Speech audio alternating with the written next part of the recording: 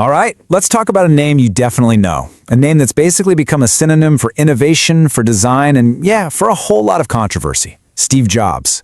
We're going to trace the wild story of a life that completely changed how we all live, work, and talk to each other. Let's dive in. Now this quote, it wasn't just some nice words for a poster. Nope. This was basically the operating system for his entire life. It was this core belief that the word impossible was just an invitation to start a new conversation. If you get that, you get him. So where does a mindset like that even come from? Well, it all starts way back. Adopted at birth, Jobs grew up right in the heart of what would become Silicon Valley. He was just soaking it all in, this deep curiosity for electronics and an obsession with clean design. He was never the perfect student, not by a long shot, but his mind was always racing with ideas that other people just couldn't see yet. And this is where the magic really happens. Enter Steve Wozniak, the shy, brilliant wizard of engineering. See, Woz could build these incredible things, but it was Jobs who could see what they meant for the world. He saw a future in Woz's inventions that maybe even Woz himself didn't fully see. It was this combo, the technical genius and the visionary, that was the spark for a revolution.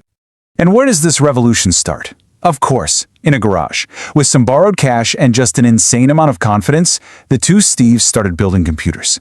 And the Apple II? Wow. It wasn't just a machine. It was a cultural event that took their little garage project and turned it into a serious, honest-to-God company. They were the real deal now. But you know how it goes. Huge success often comes with huge problems. Jobs' obsessive drive for perfection was his superpower for sure, but it also created a ton of friction. The tension inside the very company he built was about to boil over. And then, the unthinkable happens. In 1985, the board of directors at Apple, the company he co-founded in his garage, fired him. Just let that sink in for a second. The visionary was kicked out of his own kingdom. It was rock bottom. For most people, that would be it. Story over. But for Steve Jobs, this brutal rejection ended up being the launch pad for one of the most incredible second acts in business history. So what's his move? Does he disappear? Not a chance. He gets right back to building. First, he starts Next, a super high-end computer company. And then he makes this other move, a seemingly small purchase that would change everything.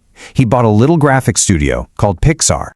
Hardly anyone was paying attention to that little studio until, bam! Toy Story hits theaters, and it didn't just make a bunch of money. It completely reinvented the entire animation industry. All of a sudden, Steve Jobs wasn't just the guy who got fired from Apple. He was a titan in Hollywood, proving his vision went way, way beyond computers. Meanwhile, back at Apple, things were a mess. By 1997, the company that had kicked him out was literally on the verge of bankruptcy. So in a move that just stunned the tech world, they brought him back. And what happened next? Well, it's the stuff of legend. Just look at this run of innovation. It's absolutely unprecedented. First, the colorful iMac in '98, which basically saved the company. Then the iPod in 2001, 1,000 songs in your pocket. Then came the iPhone in 2007, which just blew up the whole idea of a phone. And finally, the iPad in 2010, which created a whole new category of device out of thin air. Every single one of these didn't just sell well, it changed the world. See, at the end of the day, Jobs wasn't just selling you a gadget, he was selling a new way to live. He took technology and blended it with art and intuition, and in the process, he totally changed the fabric of our daily lives. Okay, but we have to talk about the man himself. Because behind that famous black turtleneck was a deeply, deeply complex and often contradictory person. The story of the genius who changed our world is also the story of a very flawed human being. His personal life had some real shadows. For years, he actually denied that he was the father of his first daughter, Lisa. His management style was legendary for being intense, and sometimes it just crossed the line into being cruel. And Apple faced massive, serious criticism over the conditions in the factories where its products were made. You just can't tell his story without telling this part too.